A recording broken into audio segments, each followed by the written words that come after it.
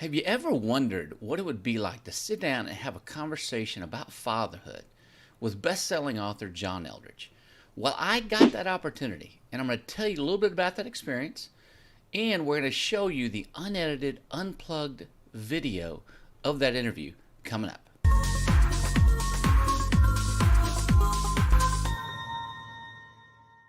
Hey, it's John Finch with The Father Effect. I made a movie and wrote a book called The Father Effect, and I've interviewed hundreds of men and women. My goal for this channel is to help men and women both find hope and healing from their father wounds, and to help men become the fathers God created them to be. Before we jump into today's video, if you're new to the channel, please hit that subscribe button. And don't forget to check out the Father Effect free 60-minute movie at the link in the upper right-hand corner. I've also included a few links to some of John Elldredge's books in the description. I sat down with John Elldredge as I was making the Father Effect movie. When I first set up the interview, his assistant said we would have about an hour with him. John actually sat with me for about 2 hours. He is an incredible guy who has amazing insights and knowledge about all things men and fathers. In this interview, John Elldredge talks at length about the father wound. He talks about the generational issues like fear, anger, abandonment, unworthiness, rejection, and how, if we're not careful, we can be passing those down to our kids. He talks about how to be a good dad to a son and a daughter, how to be a good husband, the real issue with addiction, and how we overcome it. And he talks about so much more. For those of you who are familiar with John Elldredge and his book Wild at Heart, after watching this video, I think you're going to become even a bigger fan. And for those of you who are not familiar with John Elldredge, this video might just be the one that changes your life and legacy as a dad. Without further ado, here is my unedited, unplugged interview with best-selling author John Elldredge. And we're recording for clip 1, whenever you're ready. Okay. So what is your definition of a father wound? First, you have to understand what little boys need. Every little boy growing up has two essential needs from his dad. He needs to know that his dad adores him. He needs to know, I love you. That's core. That comes first. That's the base for everything else. That's the foundation that everything else in the boy's life is built on. I love you. I am the apple of my dad's eye.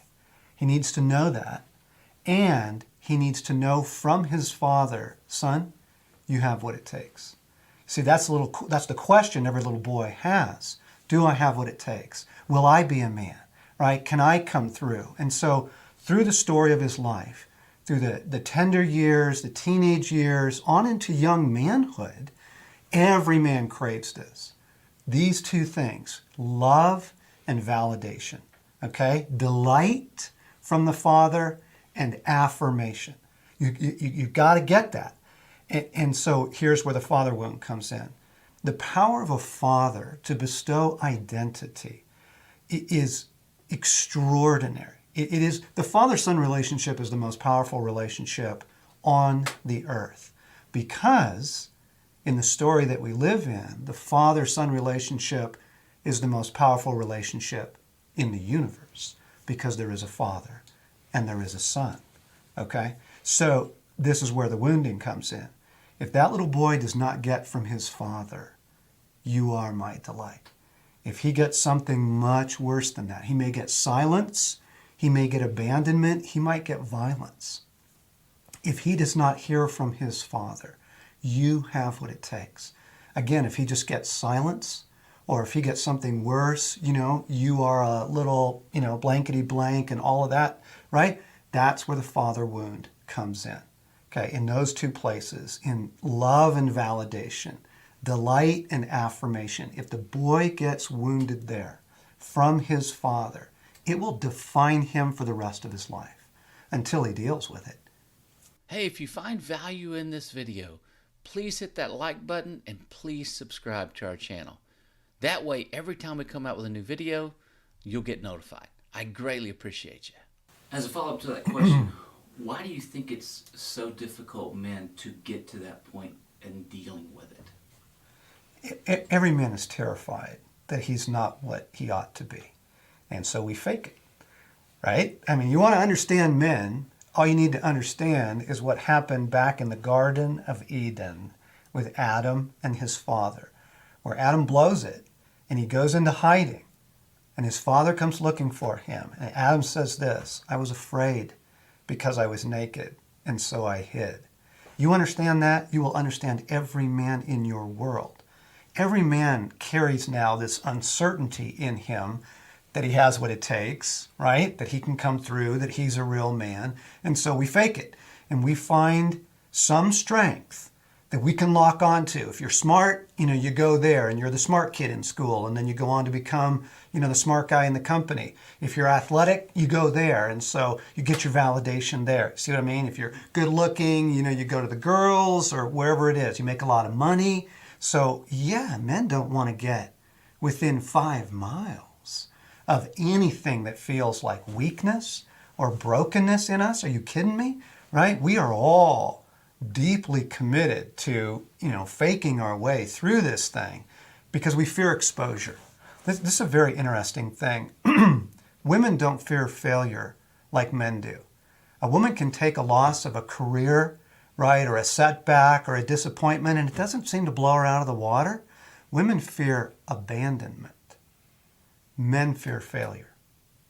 And so anything that might expose a weakness in us, a flaw, anything that might indicate, we're not as strong and amazing as, we want the world to think we are, we don't want to get anywhere near that, right? Including, getting in touch with any kind of brokenness or father wound inside of us. But we have to. We have to. If we're going to be whole and true and strong as men. How does society or the world or media lend itself to this idea that we can't show weakness or brokenness? Images of masculinity in the media are kind of crazy making because they go down these two really different tracks. You get the Bruce Willis, uber tough, die-hard guy who's able to jump off buildings and take a couple of hits to the leg and still, get the bad guys, right? You kind of get this incredible power strength, the super athletes, the guys who can do the triathlons and the Ironmans, all of that. But then you also get in the media this, that most dads are kind of idiots, and you get the Homer Simpson, and you get the caricatures of men as kind of bungling fools, right? And so there you have it. Every man wants to be seen as the hero. Every man fears he's the idiot, right? And so don't do anything that could expose yourself, right? That you are the idiot. I don't want to be Homer Simpson, right? I want to be Superman. I want to be, the amazing guy. And so we'll do everything we can to find a way to prove that we're amazing. And we'll do everything we can to hide any possible flaws in us, weakness, that kind of thing. And so, yeah, right? Society does not encourage this kind of, a kind of openness, a kind of honesty among men. And sadly, in the church, we don't encourage discussion of brokenness, right? We're scared of it. Feels like it might be somehow diminishing what God has done for us. Or we just don't know how to deal with it. Some guy opens up his brokenness and everybody, freezes and goes, holy cow, this guy's a mess. We got to get him to a counselor. When in fact, every man you meet is broken inside. You just don't get through this world without taking those wounds. All right, we are rolling, and take it away. One of the quotes in Wild at Heart, which stuck with me, is the one that says, every man carries a wound. I've never met a man without one. And you referenced that a while ago. How big of an issue is this father wound epidemic, if you will? If you want to understand the power of the father wound and how pervasive this is, start with the symptoms, right? Like men are having a hard time being men. First off, you have all the addictions, right? The pornography, the gambling, The alcohol, the cocaine, the food, all that, right? Massive, massive. But then you also have all of the brokenness, the rise in suicides among men, depression, anxiety disorders, okay? But then you just have all that, just kind of that army of great guys out there who feel like they're blowing it. They don't feel good as dads. They don't feel like they know what to do with a marriage. They don't know how to handle a career. And so you just take all of this debris, right? I mean, what do you do with this evidence? How else do you explain that, right? Well, it all points back to one issue, right? It's that deep, profound woundedness in the heart of men and how they mishandle it. Because men are famous for mishandling our own brokenness, right? Of course, I mean, it's a source of shame, so we hide it.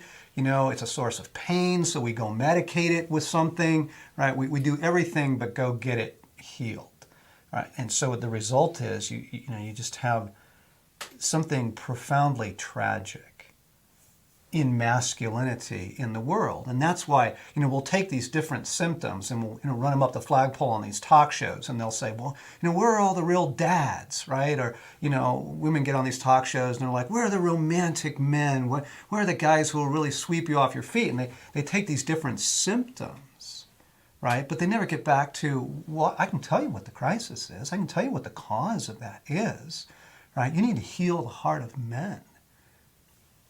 Then you'll get a man who knows how to love a woman. Then you'll get a man who knows how to be a dad. That, let's deal with the brokenness, right? And then we can get guys back on their feet and see them acting as men. And this is immensely helpful in the whole world of addictions, by the way. If you simply try and tinker with your addictions, right? I just gotta stop. I gotta get off the drugs. I gotta get off the alcohol. I gotta quit the porn. Rarely does self-discipline work, because those aren't the issue. You are medicating an internal pain. Deal with the internal pain. You won't need the medication anymore. How does a father wound affect boys and girls differently? This is a fascinating thing. Gender identity is bestowed by the father. Now, mom plays an enormous role in the life of boys and the life of girls, right? We learn from our mom unconditional love. Mothers bring mercy into a child's world, right? So when the little boy wants to jump off the roof, who's he ask? Well, he asks dad, right? But when he skins his knee, who's he go to? He goes to mom. Mom is tenderness, mom is mercy, mom is unconditional love, affirmation, I'll always be here for you. I found this really fascinating that universally on battlefields, men who are dying or profoundly wounded, do you know who they call out to? They call out to mom. But gender identity is bestowed by the father. Both little boys and little girls look to dad to answer their heart's deepest question. Now for boys, the question is, am I a man? Do I have what it takes, right? Am I strong? Am I powerful? Can I come through? And it's dad who says, you're amazing. I believe in you. The way you rode your bike, the way you got the A in the class, the way you drilled that, basket at the end of the game, you have what it takes, okay? Little girls have a different question. They want to know, am I beautiful? Will someone fight for me? Will I ever be chosen? That's the feminine heart, okay? But she also looks to dad to answer that. And it's dad who says, oh, sweetheart, you're amazing. I love you. You're so pretty, and I'm here for you. I'll protect you. I'll fight for you. And one day, you betcha, a great man is going to come along and see how amazing you are.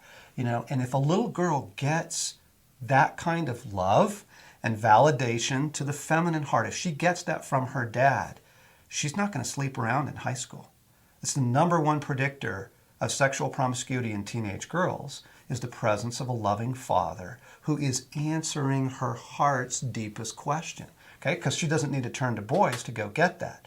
So the father wound expresses itself in different ways in boys and girls, right? Men are wounded in the place of validation of I don't have what it takes, I'm not loved, I never will be, right? And little girls wounded in the And little girls are wounded in the place in their feminine heart that you're not worth fighting for. You're not even worth knowing. No one will ever choose you. Two kinds of woundedness. It both comes usually through the father. Okay. We're good? Yeah, keep going. Okay.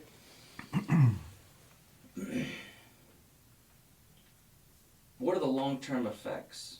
Well, you know what? Let me back up. I think you covered that.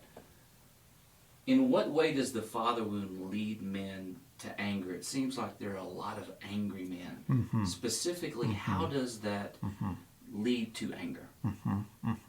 Yeah. One of the things that's really important to understand about boys and then about men, we want to be powerful. The whole Spider-Man, Jedi Knights, I want to be Batman, I want to be a superhero. You know, they wear the pajamas and the capes, and little guys, you know, they want to be amazing. They want to be strong. And that's because a man bears the image of God in his strength. We portray to the world the strength of God. God will come through. Man will come through. Okay? And so when a father wound is taken in this place of, you know, I don't know that I'm a man, I'm unsure about that, this anger rises up in men. We know that we're meant to come through. We don't know that we can. And we are furious at the world for asking us to be something that we don't know that we are. And so in a marriage, you know, the wife's requiring some things of her husband, and good for her, by the way. She does need to require some things of her husband. But if he doesn't feel like he's got what it takes to come through for her, he'll be angry at her, right, for demanding that of him, okay? Or at work, you know, and the whole work world for men can be a very emasculating experience. You know, he doesn't get to make decisions. He's, yes, sir. He's got to get in line, take orders, that kind of thing. And if he doesn't, again, have these inner issues resolved, he's going to be one angry man at work, right? And then feeling powerless and, you know, raising kids. That it's the whole strength, powerless thing. If a man feels strong and powerful, he'll come through for you, right? He'll take risks. What is that quality? What is that quality in men that caused those firemen to run up the stairs in the World Trade Center when everybody else were running down? What is that courage, that bravery? That guy knows he's got what it takes, right? And then he'll offer it for you. But if he doesn't know he has what it takes, if he's carrying around this broken heart, this deep wound, he's going to kind of be angry at everything, including himself. So how is it that the father wound then leads to the issue of rejection, feelings of rejection or abandonment? Starting with that first basic need of a boy, do you love me? Do you delight in me, Dad? You know, are you proud of me? Knowing that your dad is there for you and that he will never leave you and never forsake you, right? Establishes a confidence, again, in a boy's heart that he's able to move into a man's world. If that gets wounded, he is going to fear rejection and abandonment for the rest of his life. And so, you know, in very severe cases, you get, you know, emotional attachment disorders, right? And they can't commit to a relationship and they can't experience love and like deep withdrawal, deep hiding. In less severe, you'll just get guys who are fairly checked out, don't want to commit to a relationship, you know, don't really want to invest in friendships with men. You know, and you go, why do men isolate? What's with the isolation thing? Most guys don't have friends, right? And when they do get in social settings, it stays pretty surface level. Well, they're afraid of exposure. They're afraid of rejection. Everyone's going to do to me what Dad did to me, is the deep fear, right? So if it's criticism, then he's hypersensitive to criticism, right? And he can't take just a simple instruction from his boss. Hey, Hal, you know, you kind of blew it on that project. Can you get that fixed for me? And, you know, he feels all this criticism. Well, that's the father wound, right? If it was abandonment, then he's going to fear abandonment, right? Or if it's betrayal, like as in many divorce scenarios, the wound is a betrayal wound in the man. He's going to fear betrayal in friendships. He's going to fear betrayal from his wife, right? And so he's going to insulate himself emotionally. How does the father wound shape a man's view of God? I noticed for years, well, first, let me tell you a little bit about my story. So I'm the only son in my family. I have two older sisters. So when I was young, I was kind of the apple of my dad's eye. My dad loved to fish. My sisters wanted to go. My dad loved to fish. My sisters didn't want to go fishing. So I loved it. I got dad. I got dad on weekends. I got to play with dad. And then my dad got taken out. Through a series of just job losses, I think some real disappointments in his own life, not dealing with his own woundedness, he fell to drinking. And as happens with some men, I mean, it just grabbed him like a riptide and took him out to sea, and he was gone. So deep abandonment wounds, right at the time in the boy's life when you're shifting from the boyhood years into the teenage years, and you need to know that you've got what it takes, right? I mean, my dad was gone, checked out, absent. And so, what was the question you asked? How does the father wound shape a boy or man? Yeah, view of God. Okay, yeah. Okay, so he was gone. Physically, emotionally, spiritually, my dad was gone. Now, late in my teenage years, I developed a personal relationship with Jesus Christ. And it was the single most wonderful, phenomenal event, life-changing event in my story. I mean, it's a total turnaround for me. And I began my faith journey with God. I began to notice, though, in my 20s that I could relate to Jesus. I wasn't really big on this God as Father thing. And I would hear guys talk about, oh, my Father God, or they'd even pray things like, Abba, Father, and I'm like, no thanks. Like, that's kind of weird. I'm not really interested in this Father thing. And, well, guess what, right? My experience of a father who left and left me alone to figure life out translated directly into my experience of God as Father, thinking, he's distant, he's not available, he's probably going to check out. I'm still pretty much on my own to figure life out, even though there's God, right? It's still pretty much up to me. And you'll find that in many men of faith. They may have a deep and genuine faith in God. They may study their scriptures and attend church regularly, but they're still living with this profound conviction inside that life is up to me, right? That, my career, it's up to me. Figuring these kids out, this marriage, it's up to me, right? Making enough to get the bills paid, it's all up to me, right? Even men of deep faith still have that disconnect that they're not the beloved son. They don't have a father who delights in them, right? That loves all over them, that believes in them. And so your experience with your father growing up profoundly influences your kind of unspoken, almost subconscious assumptions about what God as Father is like. Here's the question of the day. What problem have you had as a dad, and how did you overcome it? Leave a comment and let us know, because we'd love to hear from you. And it may just help another dad.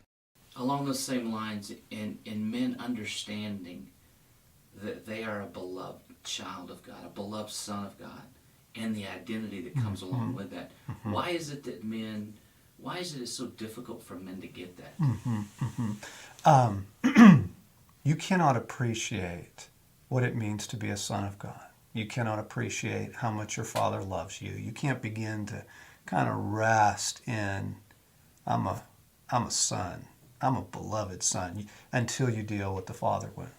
Because that part of your heart is the receptor of love. That part of your heart is the receptor of blessing and validation, and that part of your heart shut down. We lock that door, we throw away the key, and guys will walk away from that for 60 years and never open that room up again. And then they go, I don't understand why I feel so distant from God or from my wife or my kids. See, you cannot shut your heart down and expect to experience any kind of relational joy anywhere in your life, okay, let alone with God. And so in order for us to be able to experience the love of God, fathering of God, a sense of being a son, you first actually have to go back into the wound. You got to open that broken heart up to the love of God. Open that brokenness up to the healing ministry of Jesus. And then, yeah, as that begins to get cleaned out and there's forgiveness and there's healing, right? Your heart starts to come alive again. And I mean, oh yeah, a whole world opens up for you of joy and anticipation and hope and happiness, all because you begin to realize, wow, I am a son. I've actually always been a son. I've always had a father who loves me. I just didn't know it. Couldn't experience it because of the brokenness inside.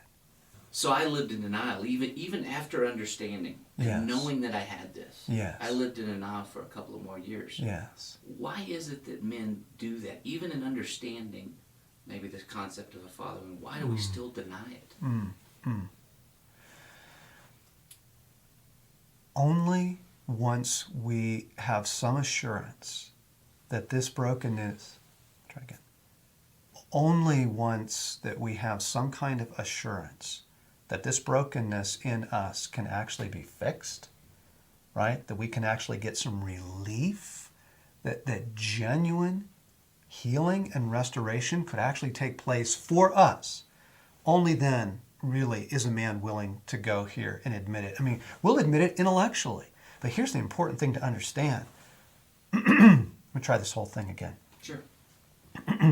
Many men will admit a father wound. They'll admit something wasn't right back in their childhood. They'll even be able to name the abuse or the abandonment or the violence or the rejection.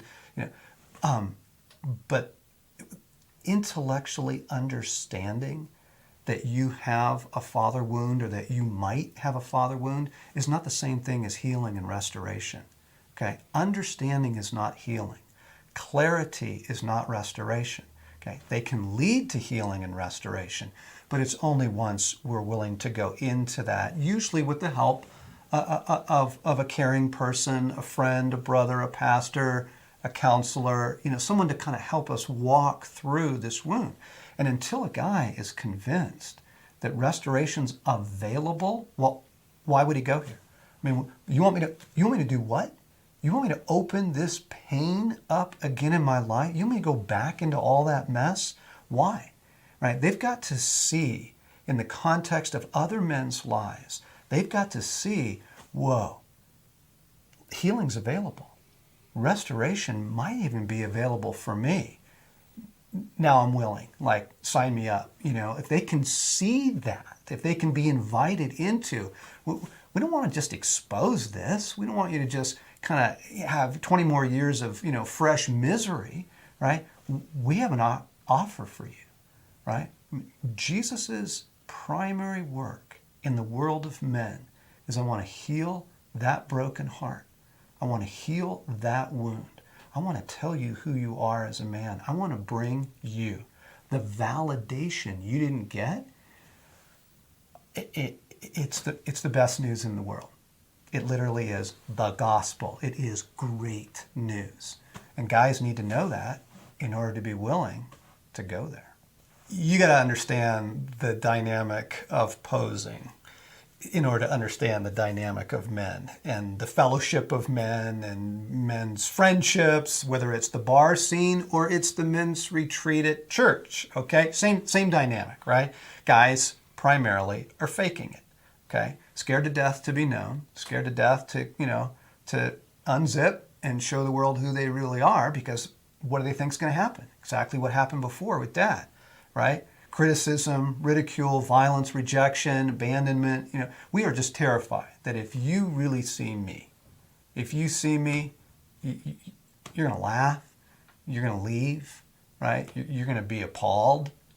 And so guys are like, I'm going to fake it, So if you're a funny guy, you kind of play the funny guy, or if you're the serious spiritual guy, you just kind of play the serious spiritual guy, and you don't get anything like real brotherhood. You don't get anything like genuine fellowship while all this posing is going on, right? And so the journey towards an authentic masculinity and the journey towards authentic brotherhood involves both a willingness to quit faking it, right? To just go, look, I'm done with the poser. I'm sick of that guy, right? It's the false self. It's the mask I put onto the world, and I'm just sick of it. I'm done with that life. I don't want to be that guy anymore.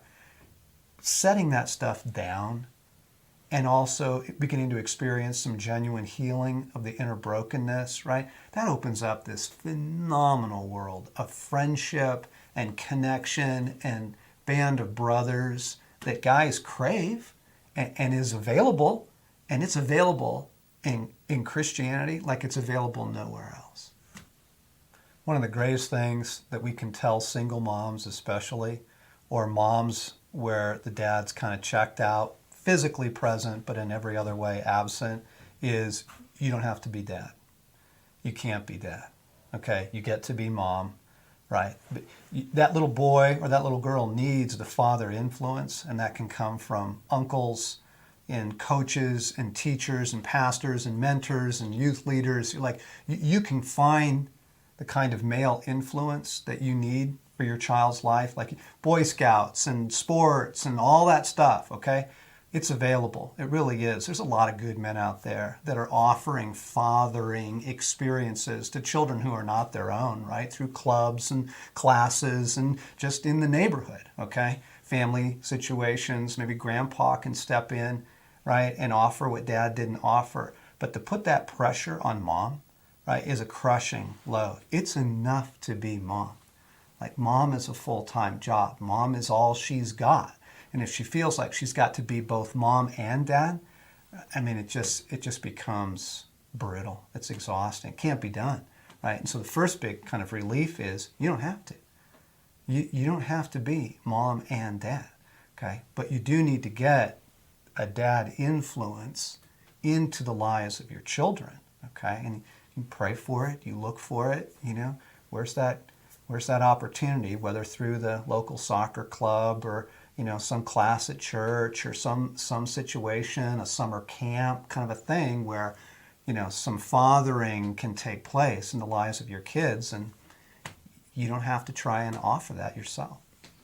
Why is it that a mom can't give a boy that you have what it takes? This is one of the great mysteries of the masculine journey, and one of the great secrets is that masculinity is bestowed by masculinity. It cannot come from any other source. A boy cannot learn he's a man from the troop of boys, okay? Can't learn it from other boys. He can't learn it from a woman. He can only get it from a masculine source. And this is actually one of the great secrets to setting men free from pornography.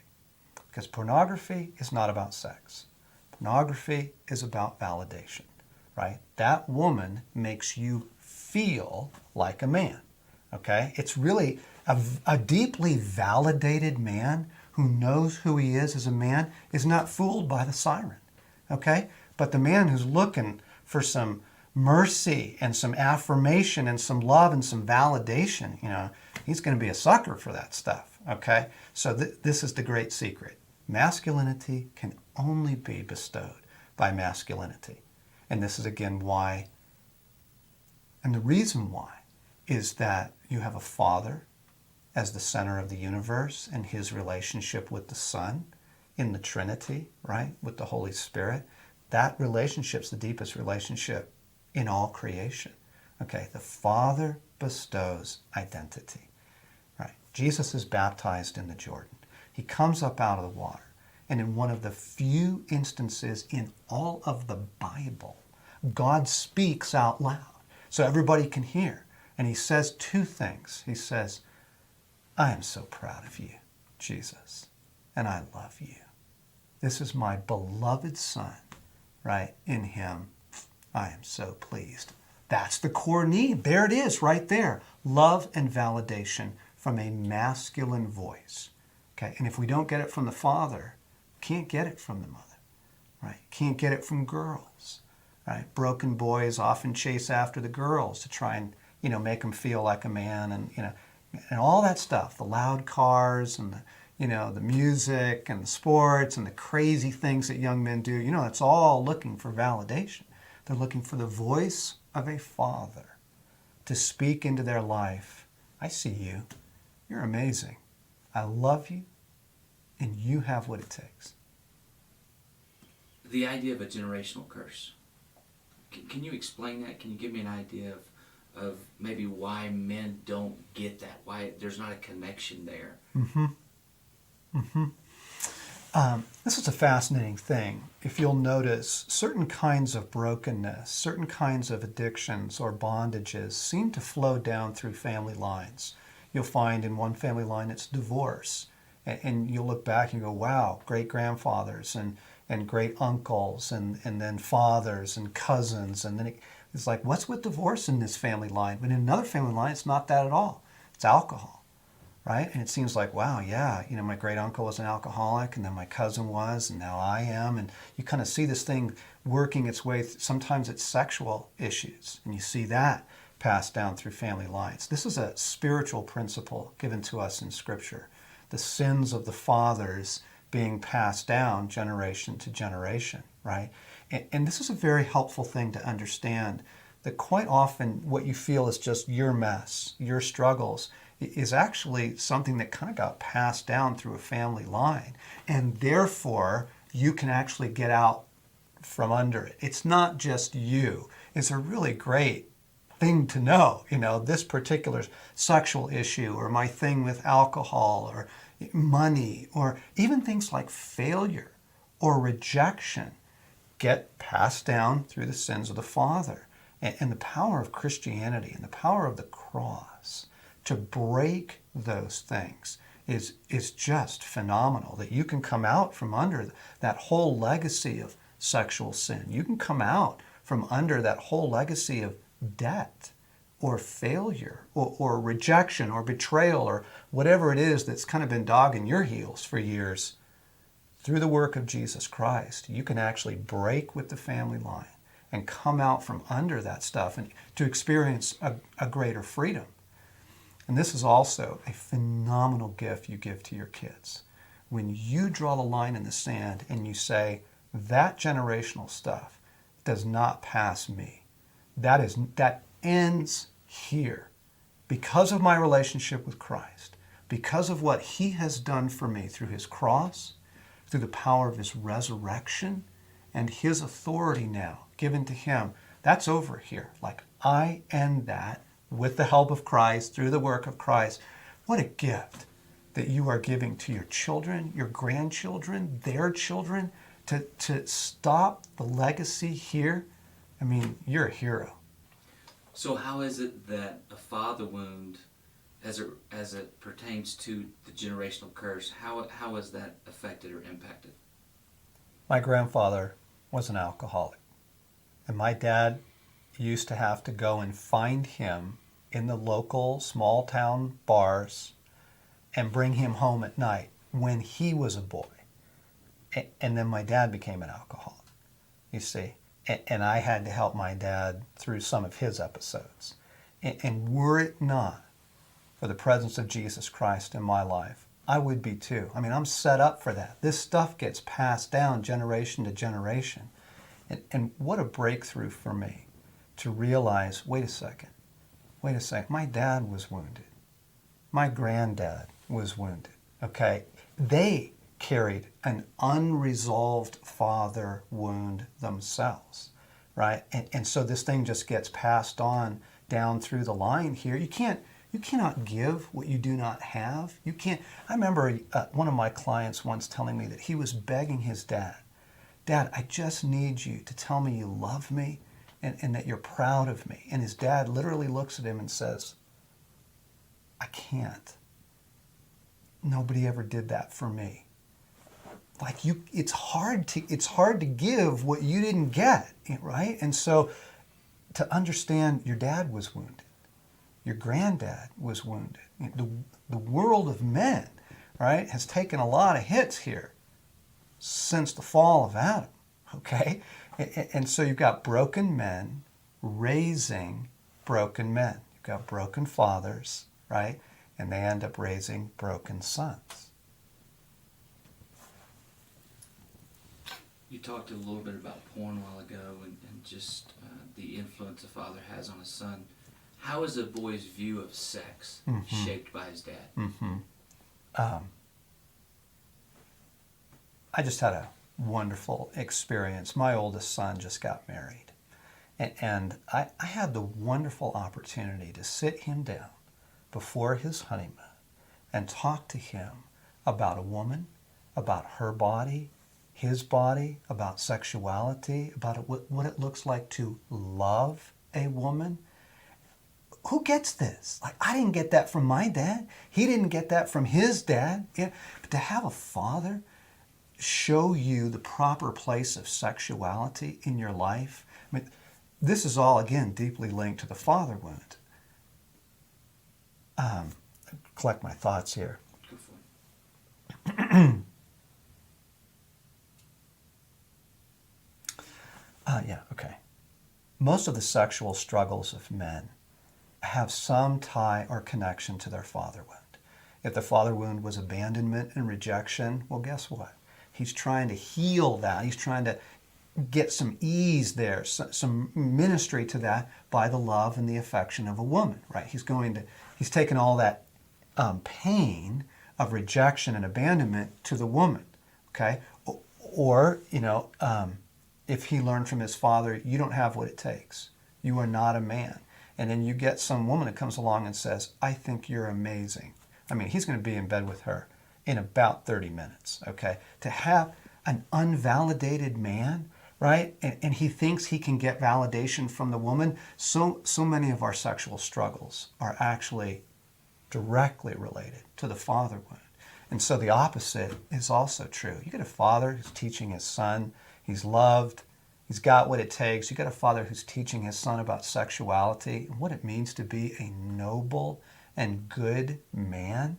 I mean, that guy is actually set up for a wonderful sexual relationship with his wife when that day comes, right? Because he's good inside, right? He's good and he's whole, and he knows that a man doesn't go to a woman to get strength. A man goes to a woman to offer strength. And then she flourishes in that, he flourishes in that, and the intimacy within the marriage can be a wonderful thing. Two more. A follow-up to that. Yeah. How is it that a father's influence a girl's view of sex? Yeah. Again, every little girl's question is, do you see me? Am I beautiful? Do you delight in me? Am I worth fighting for? Will I be chosen? And when her daddy tells her 1,000 times over her growing up years, you are, sweetheart. And they go on the date nights, and he leaves little cards for her when he goes on a trip, and he brings her flowers for Valentine's Day, even though she doesn't have a boyfriend, right? He's noticing, he's there for her birthday and those kind of things.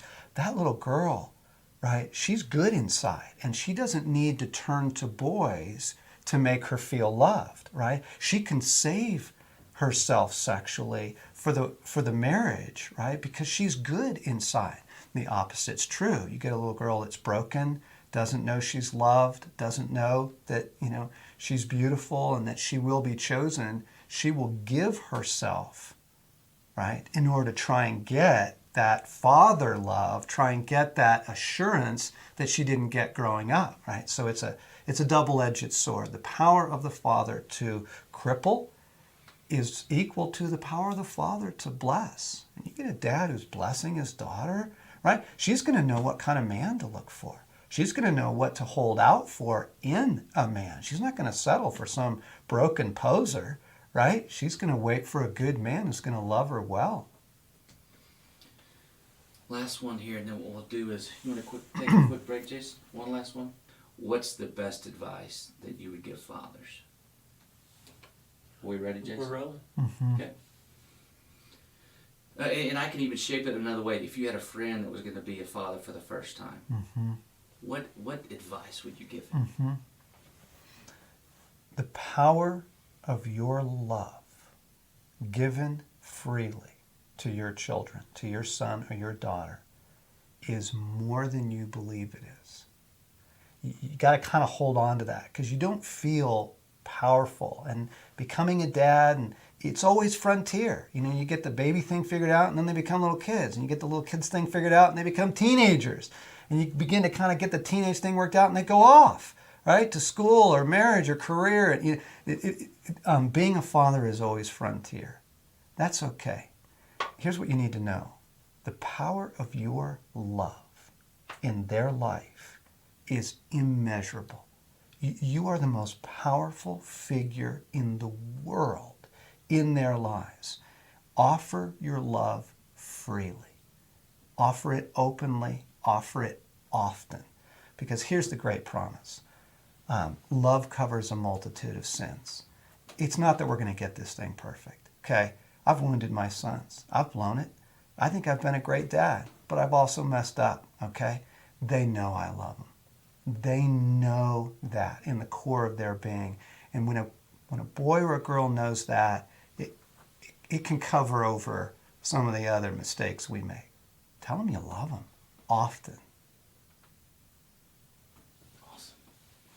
Okay, open mic time. Do you want to do just a quick break, or do you have? Yeah. I got one thing. Okay. I got what we got to go back to. Yep. Perfect. I can start a new clip. Okay. One of the most important things that men watching this can understand is that Jesus is able to heal your wound. He is able to heal your brokenness. He's really, really good at it. And when he steps into the scene for his public ministry in Luke chapter 4, he could have quoted from 1,000 different verses in the Old Testament about the sacrificial lamb or the mighty king. And you know what he chooses? He chooses Isaiah 61. I have come to heal your broken heart and set you free. I want to restore you as a man, and I want to set you free. And the promise of that is for you. It's for you. It's not just for other guys, okay? So you begin to open up your broken heart to Jesus, and you invite him into that woundedness, okay? You say, come into my broken heart and make that promise real for me. I need you to heal my woundedness. I want you to set my heart free. He'll do it. Awesome. Hey, before you go, remember to check out the Father Effect Show, where I interview fascinating, influential, and sometimes ordinary people with extraordinary stories about how to be a better dad, about how they found healing and hope from their own relationship with their fathers. Remember, your life is your legacy, and what you do and say every day is impacting your family and the generations to come. See you next time on the Father Effect.